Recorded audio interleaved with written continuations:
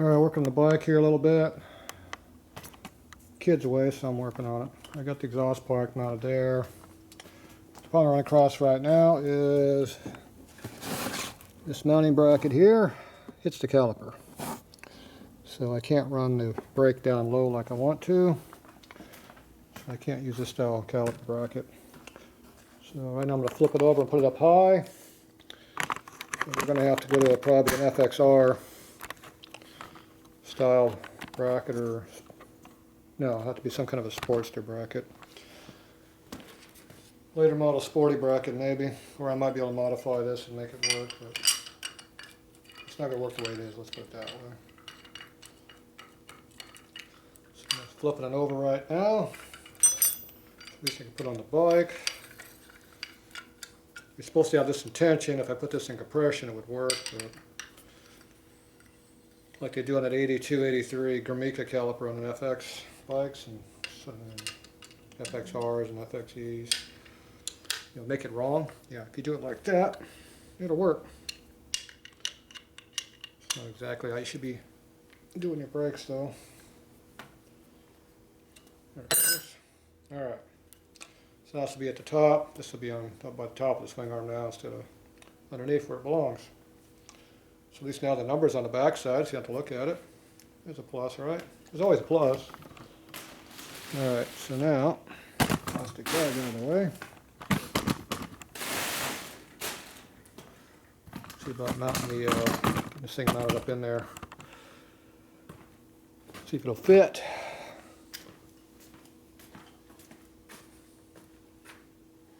Of course, there's no room to get in there from this side. What else is there? Also no room for your feet.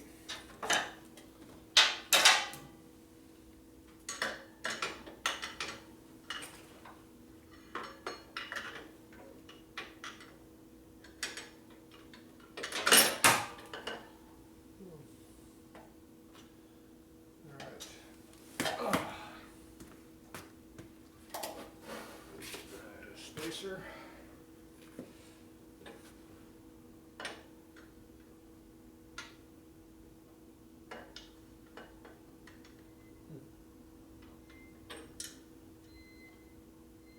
It's way bigger than it should be.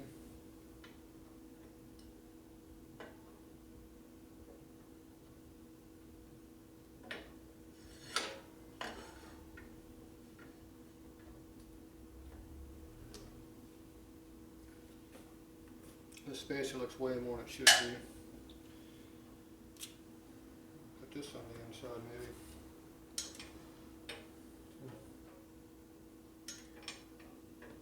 Yeah. I think we need to revisit the mounting system of this wheel. The problem is there's no room.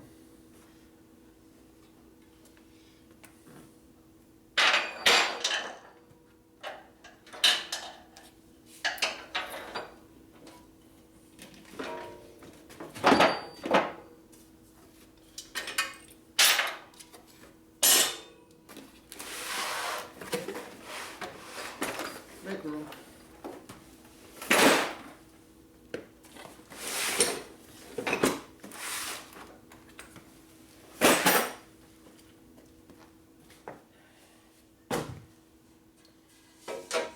Pick up my fender.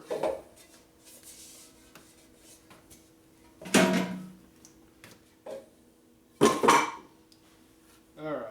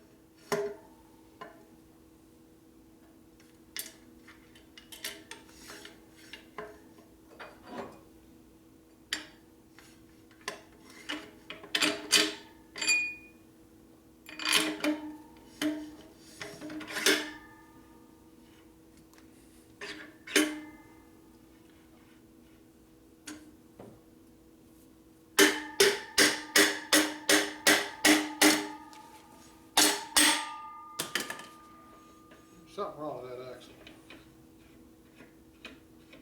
Yeah. It's bent. See it wobbling up and down right here?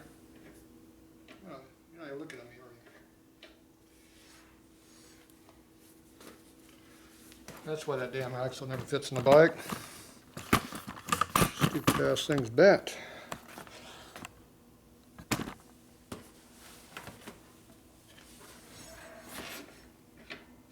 So, see it moving up and down right now, rotating it. There you go. That's why it doesn't fit. That's a whole nother problem. Okay, how's this axle fit? Okay. Spacer I had good. Axle's bad. That's why I have to beat it in and out every time I want this thing out of here.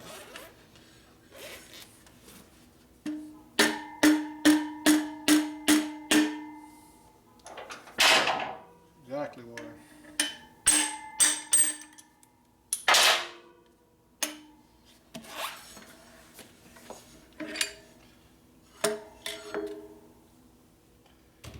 Okay, nice looking axle, piece of junk.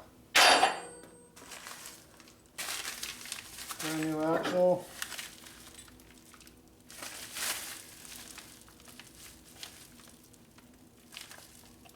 It's a little long, but it might work. Does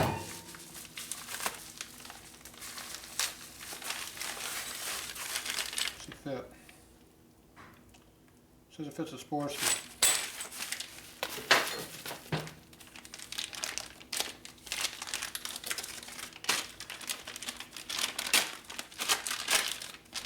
What plastic crap. Yeah, see, it's about a ½ inch longer though, see? It's longer. That means it might not work. We know that one don't work. Oh, look at that. Looks like it's made to go on that thing, huh? Of course, now it's going to be really long.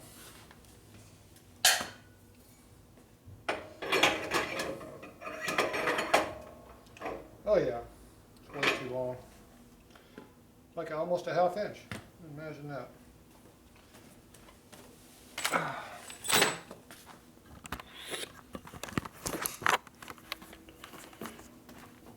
Yeah, appears to be, you know, about a ½ inch too long. Imagine that.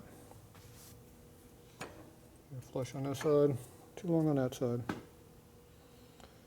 Yep, I'm pretty sure that's the problem. Alright, so I gotta find another axle. This one's not gonna fly.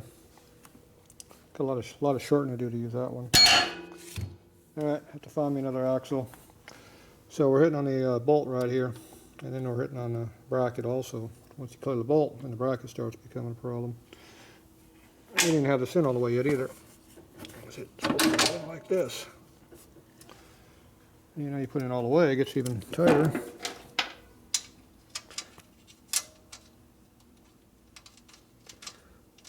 Things get worse and worse the more we play with it.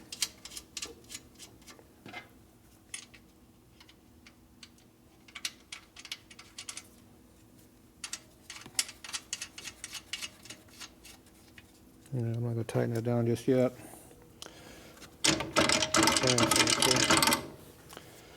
This one's tight. Alright, so I need to go find me an axle that is closer to what I need in this.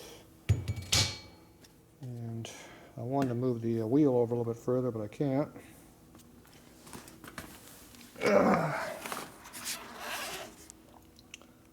And looks like the chain should clear the tire, maybe. Yeah, that's about how much it clears by. Maybe. Yeah, maybe it doesn't fit. It pretty well guarantee it doesn't fit. So this tire has a lot of extra rubber on here that we don't need. So it needs to come off.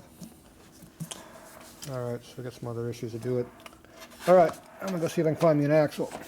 We'll be back.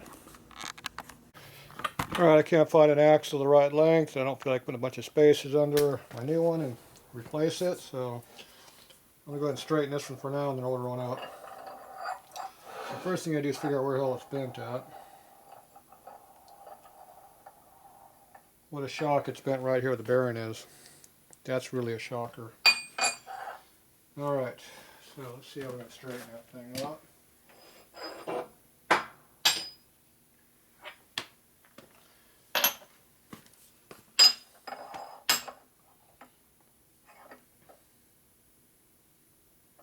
Yeah, probably just do it that way.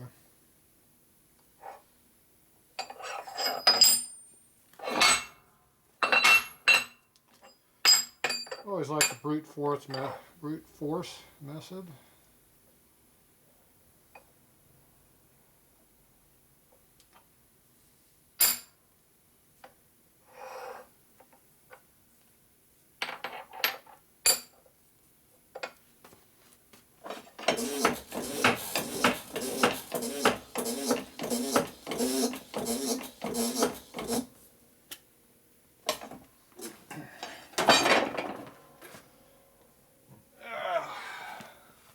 Body hammer.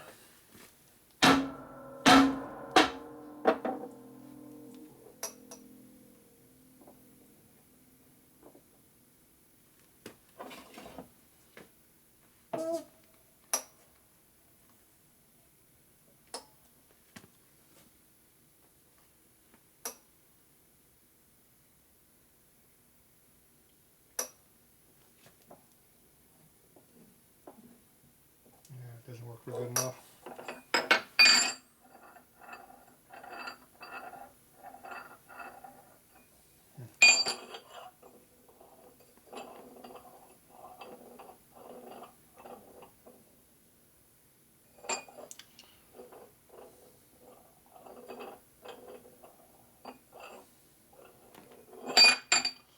Yeah. Can't even tell. Something flat enough to work with.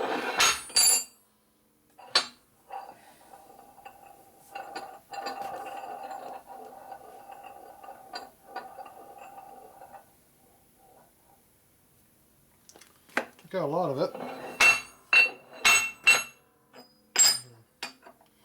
little bit more persuasion right there.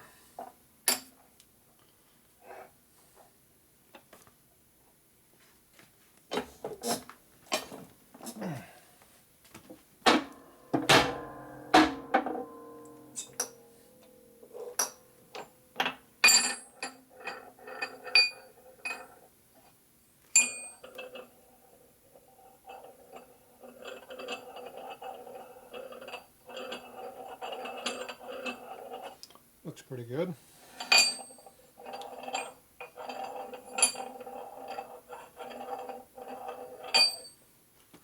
Close.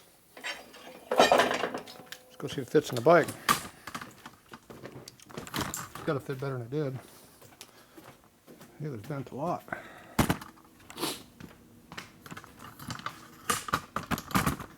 Good. Down here now.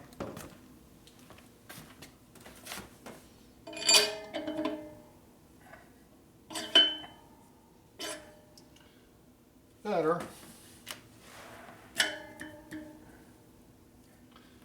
Still tight though.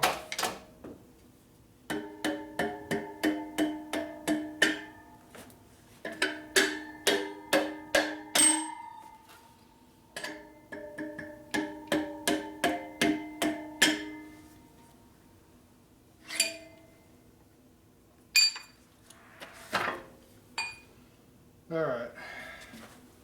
Kind of works. Still pretty far out of whack, so that means we're going to do something different now. Go on our lathe. Beat on my lathe jaws.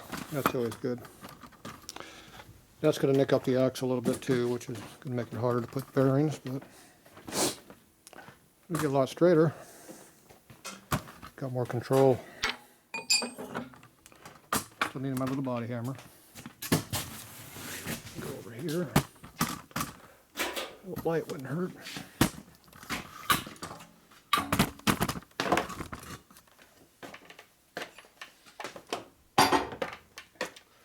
Alright. I'm going to hold it in a bad spot so it'll chew up here, not the bearing area. least that's the game plan.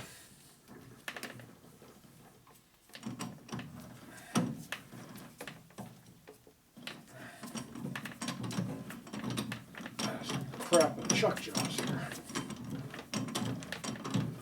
Shocker.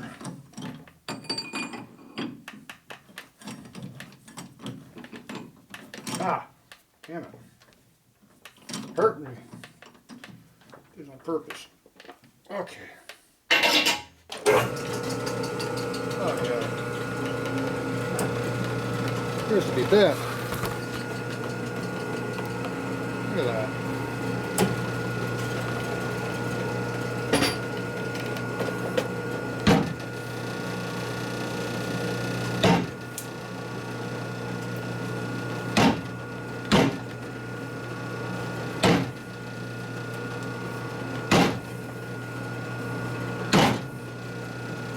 But I thought it was.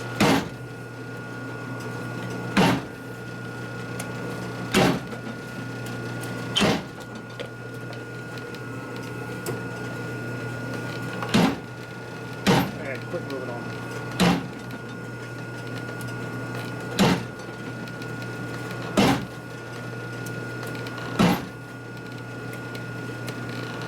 Whoa. Trying to get away.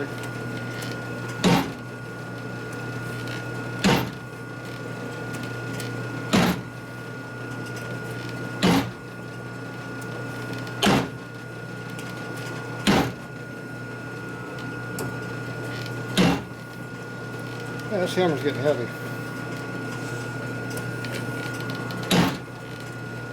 Yeah, put on number 30. 4.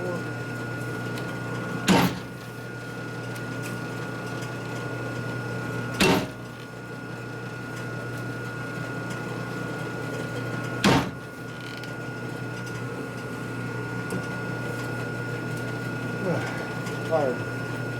Look, number 1 now. Hit this hard now.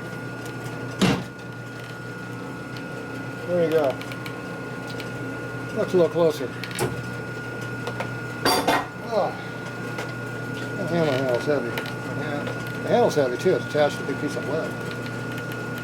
That's why it's heavy. All right. That side's good.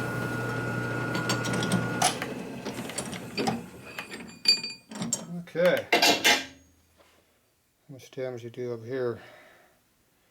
Yeah, little marks on there. Fix that easy enough.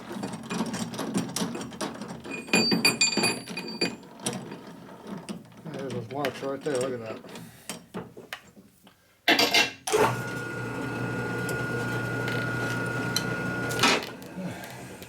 Get this thing on low gear.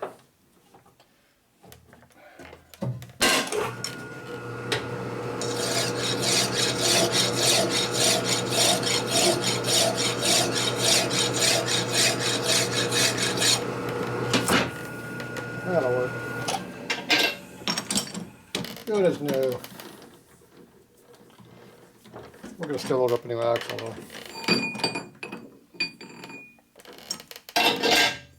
There we go. Custom.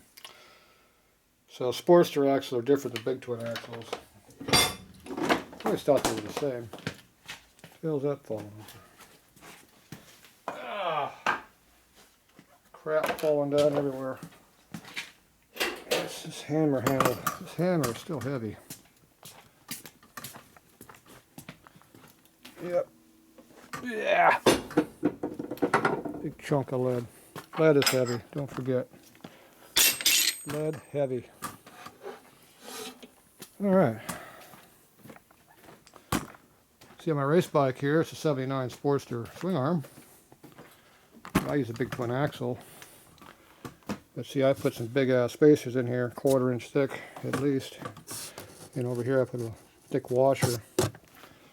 That's the biggest one over here, so it doesn't stays put when you tighten it. So that doesn't have any movement. When I tighten that nut down, it stays put. Alright, I'm tired now. Time to go home.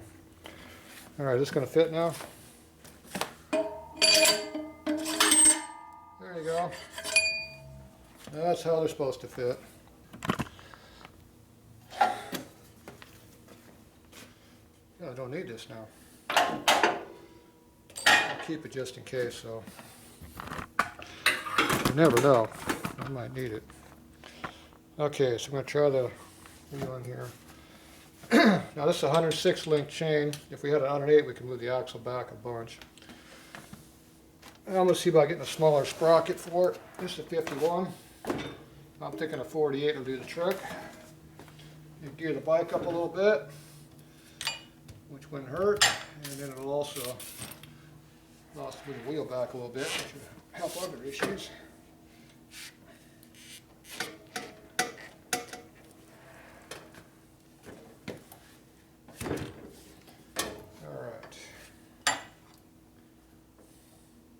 This is going to be up in the air this time instead of being the other way.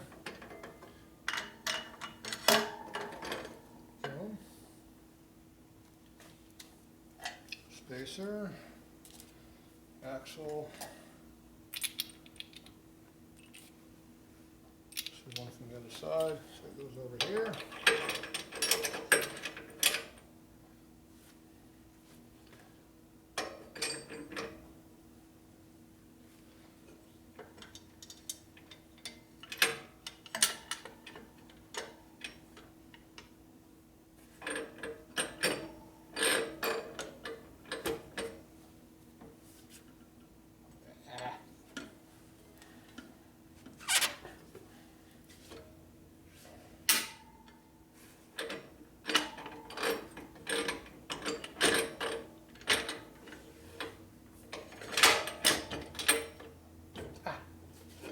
This is awkward as hell working this way.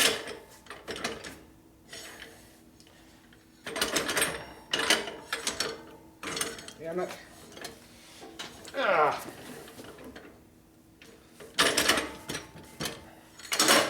Shit. That'll put a nick in the caliper. Oh yeah, it did. Yeah, see how the damn axle won't go through, you gotta beat it through.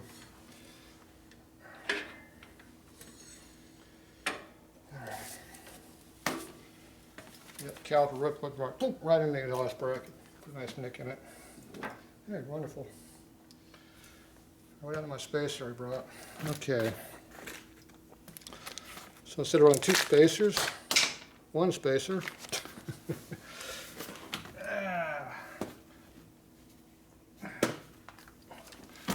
Comedy club around here. Alright, so two spacers are 230 thick. One spacer is 250 thick, quarter inch. That'd be 250. So I'm going to see if I can squeeze this in. If nothing else down the road, I'll cut 30 off it and it'll fit like it's supposed to. So I got one single chrome spacer instead of two. I don't like putting some multiple spacers in there if you don't have to. Of course, this might not fit very easily now either, which is going to be the next problem. My guess that's going to be the problem. And I can already see that's going to be a problem.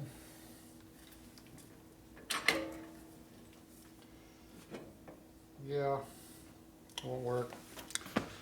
It has to recess into the sprocket about this far, so there's no way shoving it up. So you have to have two spacers. That sucks. That means you can lose one of them. Especially when you got one thin one. And that's the problem with ball bearing hubs.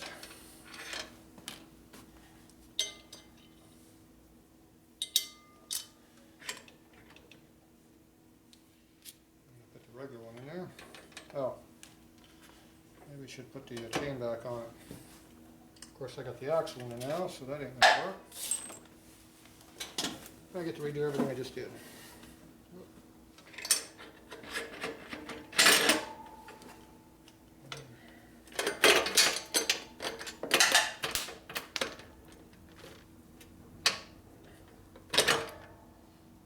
Go.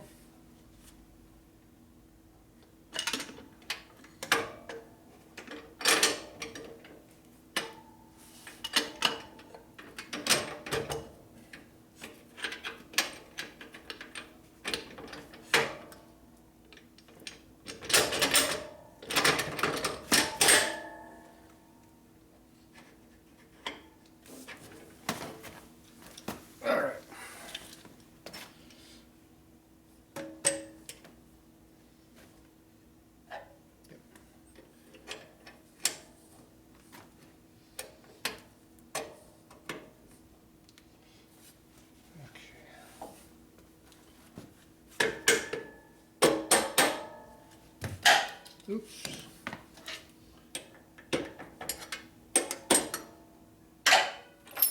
Forget the axle adjuster.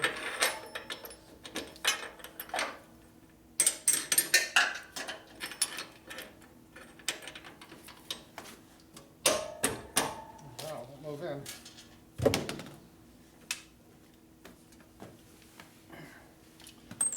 Junk on the floor.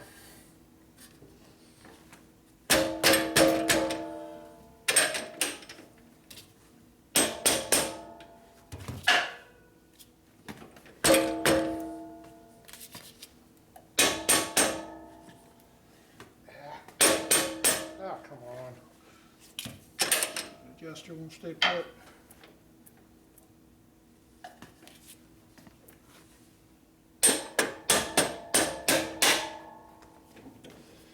All right. Everything wants to fight me.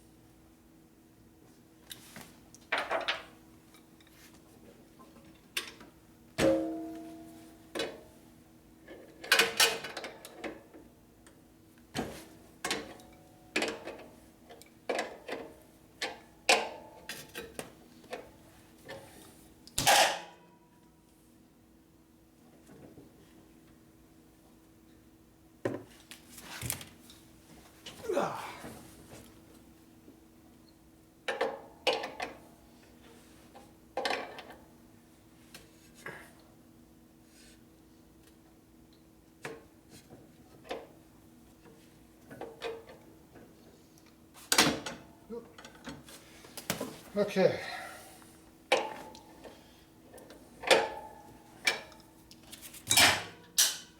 Still gotta put the shock washer in there yet. If we don't forget or lose it, we'll probably lose the washer. Need to put it where I won't lose it.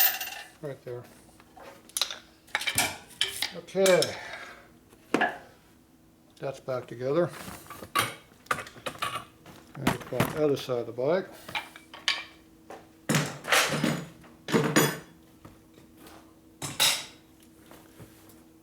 Let's see, where did I leave off?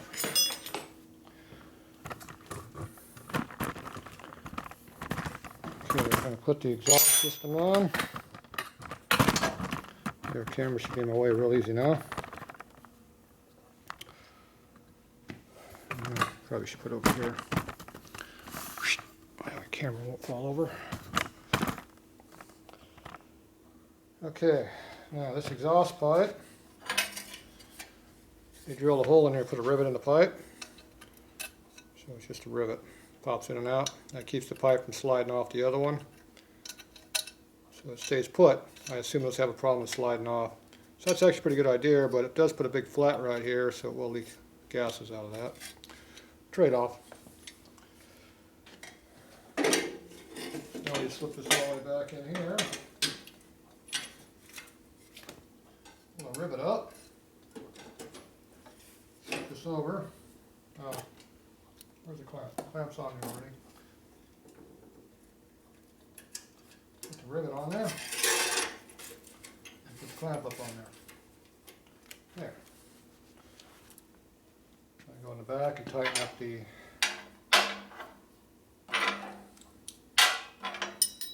exhaust bracket there in the back. If I can get to it.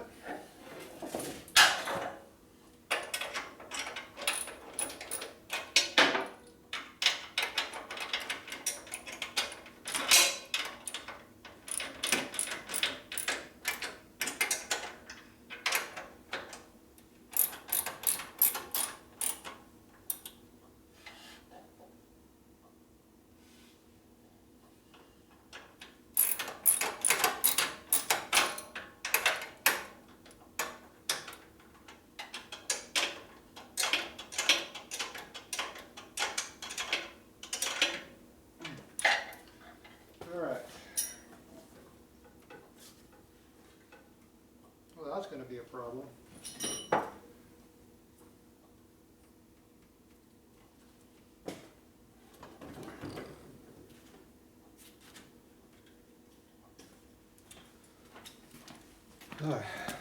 Exhaust pipe is right up against the brake rotor. Minor problem.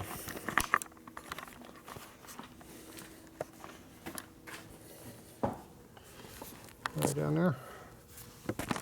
That's the bolt that's hitting on the caliper. See, the caliper's gone. Now the rotor's in the way. So it's right up against the rotor. So that bracket needs to be purposely bent over a little bit. Now it's right up under here, off the frame over there.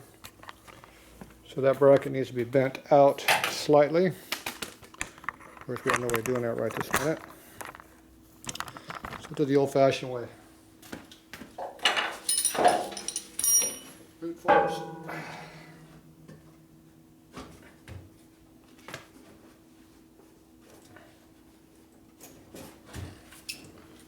That's how you do it. It'll have to work for now. It's got like a, didn't get much more clearance, but it's got clearance. All right. Let's see, where did I leave off? Okay, exhaust system's mounted. Kickstand is mounted now, so it doesn't fall off. No spring on it though. Don't have room to get in there to put a spring under it. So the exhaust system appears to be clearing everything. Foot peg's all good, sitting up nice and high. It's good here. But you can see how that muffler definitely angles in right now. So I need to get in there with that bracket and bend that bracket out that's right there. So when we get the bike off the rack and get access to this side, I'll do some fine tuning. It's called bend the piss out of it. That's how we fine tune right here. Okay, that stuff goes there, this goes over here with that. These two things need to be put on the bike at some point. Alright, so I'm pretty tight up against the oil tank here, but I need to move the tank all the way against the frame wheel here in the back and move it up a little bit.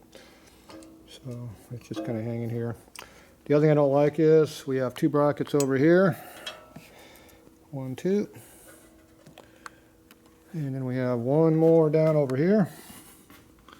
Way over on the other side over there. Can't even see it, Harley. This side. Whatever, it's down here in the front.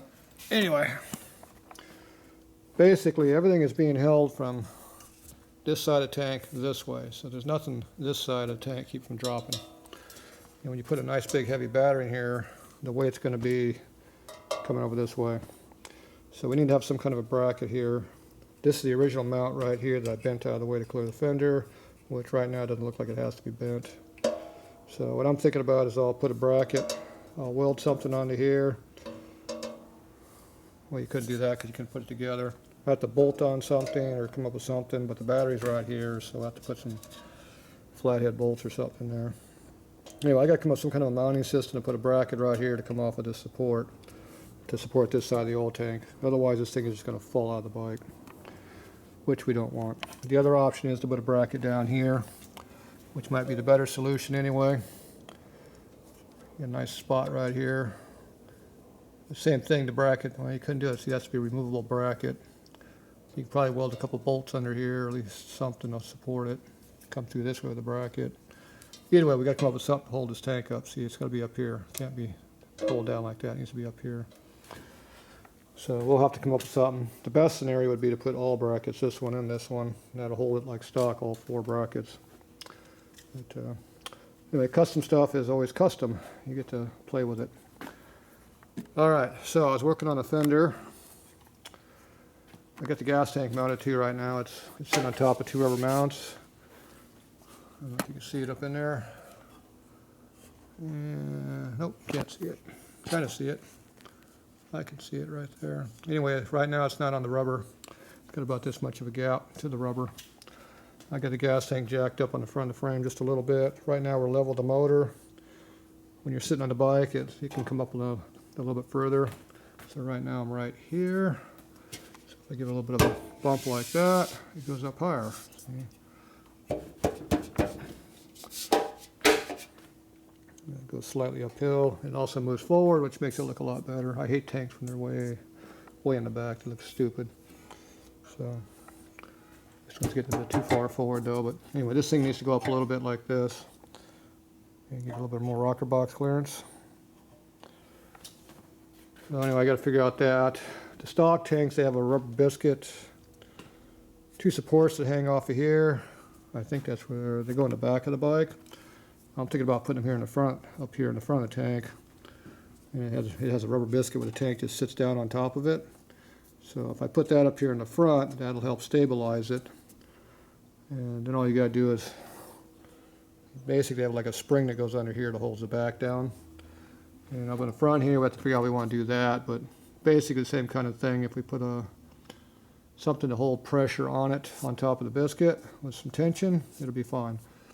These here just sitting there, you can put a piece of rubber between them for side to side and that'll be fine. But anyway, I got to figure out how to do that. Gotta get a little bit further along. The stock seat bracket can be retained. So the biggest thing is once we get the seat, we'll put the tank right up against the seat and then we can mount the tank. Because right now I can move the tank back and forth, 1/2 inch to 1/4 inch. Without too much of a problem, I can still go forward, you know, full finger up here yet, more yet. So we're playing around with that.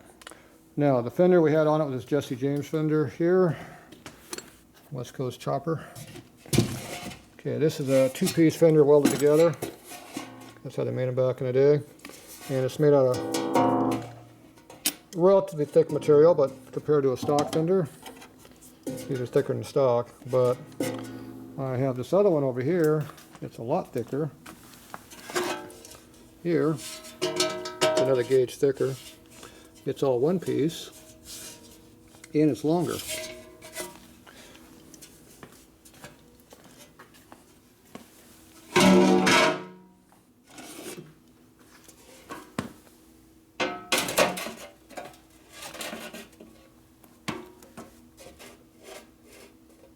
That's about the same height that way. And see, we're about another inch longer on both ends, see? Which is actually helping us a little bit. It's also cut a little bit thinner right here. See how the radius is in a little bit more than straight out like this. This one here is flat on both sides. This one's got that same cut here on the bottom, but we have a nice curved piece here. So I'm thinking about putting this on the back here. And this can go in the front and angle down a little bit like this and come down and give us a little bit of protection right here in the back of the tank. So instead of the fender sitting way up here, it'll sit right on top of this block. And that seemed to work pretty good. And we're using the same height indicator we had before, basically, which is about like that much. That's our up and down movement. So let me get the fender back here. Let's see what this looks like. I had that right. All right. Little customization here.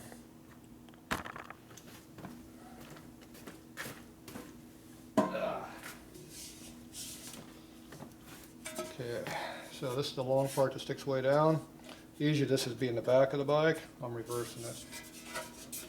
And this fender is a little bit more curved, so it fits in the bike a little better too, it seems like, for some reason.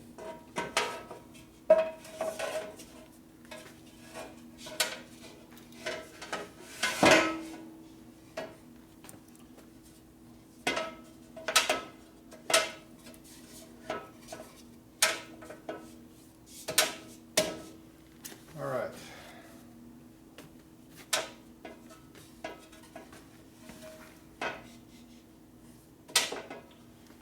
Just kind of squaring the bike now. So now we're sitting right down on top of this block. We're all the way up against the frame here. So that'll keep a lot of the crap from going on the bike here. We're definitely, the tire's real close to this end. This one here, we're up high like we had before. I'm not sure the clearance between the tire and right in here. It might hit right up in here when the tire is at full compression, in which case I'd have to move that up a little bit. The fender's undercut up here, so I'd have to weld material on here to make it flush with the bottom of the strut under here, like it is right over here. And then it disappears because it's cut up underneath. It has a nice radius back here where it's cut, so it looks nice, you know, blending, you know, smooth looking curve, so it looks pretty decent. But you still got some height back here to keep the crap off the back from you slinging back up this way, which they do. See, tire slings up this way, it can't go past straight. So straight up and down means it doesn't blow onto you. It should be blowing behind you. Unless you're stopped, because then it wouldn't be blowing on your back, would it? And then the tire itself, not the tire, the seat, this is the sock seat here, up here. Okay, this is very long from here to here. See, so it doesn't let the tire, it doesn't sit correctly. See, you have to move the fender back even further, which makes it even more stupid looking in the front. So that doesn't fit. That's the correct seat for the bike. Okay, so this seat here is no good. And this seat over here, this here I think is a 79 to 81 Sportster seat, because that's what kind of bracket this is. And this is short in the front, and that's how those bikes usually are. Okay, this one here fits in there just right. So it fits the fender really nice, like you want it to. So it's got a nice fender there. It's sitting on some plastic back here, kind of flat. It's got a good shape in here, so it'll hold you on the bike pretty good. So you're going to be bouncing all over the place. And we have to make up some kind of bracket for the front. The only thing bad about it is it's all open under here, so it looks like crap. If the seat was made like that, it'd be better. So this kind of a seat here does look like it might work, but it's definitely cosmetically it's not the best. But it does fit the bike pretty good. Now I don't think this is a big twin seat because it's flat on the bottom right under here right now. And I don't recall the 79 Sportster being all that unflat in the front. But they have a thing right here where it hooks it in the frame under here. Goes in like this direction here and you shove it underneath it. So I think that's what this seat here is. These here are not supposed to be here on the on the later bike. And this obviously must go up on top of the gas tank on the stock bike. I'm assuming that's why it's made so high like that. Anyway, I got some stock Harley seats, some original new ones. I can try one of those on there and see if it fits like I think it would probably fit. But anyway, this seat looks like it fits pretty good. It's actually fairly comfortable. It's got a good back pad for the passenger to be on, so except for being butt ugly up in here, it actually works pretty good. So anyway, so if we get this custom made, this can be blended right in the tank right here and it'll be good. But anyway, that's where we're at right now. So I'm thinking this fender's a lot better fender, and the wheel would be nice if it went backwards about an inch. It would eliminate a lot of problems if it did. It'd look a lot better. To do that, I'd have to lengthen this way on back here, which would further weaken it, and it makes the shock ratio even lighter, because now you're putting more leverage on this shock already. It's got a lot of leverage. And this shock is more angled, is more forward than stock. The stock location was right here where my finger is. It's already forward also from stock, which makes it even lighter tension-wise. Changes your leverage ratios on the shock. So I'm not sure what we're going to do on that one yet. We'll take the shock apart, put it at full bounce again, and see how it fits in the bike. But worst case, if we put a 48.2 sprocket on here, the axle should move back about halfway, which would be about a ½ inch back. That would probably help things out quite a bit. The tire is actually fairly centered in the fender. You can see it's straight up and down right at this tip, versus over here, it's way forward. But it's just the way it's cut in here, makes it look like it's way back. I don't really want to cut this different here. So the other option is we can add a little bit of material up under here and make it look more cosmetically like it belongs on there. But anyway, that's all stuff we figure out down the road. But I think this fender is a little bit better fender. It's got more curve than we need for the tire, but at least it matches pretty close. And it fits good. The struts both have to be bent in about 3/8 of an inch on both sides. So we'll have to play with that next time the struts are off and the shocks are off. So anyway, that's where we're at there. The handlebars, I put them where they belong. I get up there and set on the bike and put them where they belonged. When you're sitting on a bike, you want your hands to sit on there correctly and not have your wrist bent at some stupid angle like this or like this or like that. You want your arms to sit on just like this. So when you're sitting on the bike, your wrist just sits on there square. It's not doing anything stupid like this. That way you got maximum leverage and maximum comfort. Your wrist doesn't like being held at an angle when you're beating on it with a bike, so that's where it fits the best. I also centered the bars up there off about 1/4 inch too far to the left there. That makes a difference. You can really feel a 1/16 of an inch on a bike when you're sitting on it. Got the headlight on there too.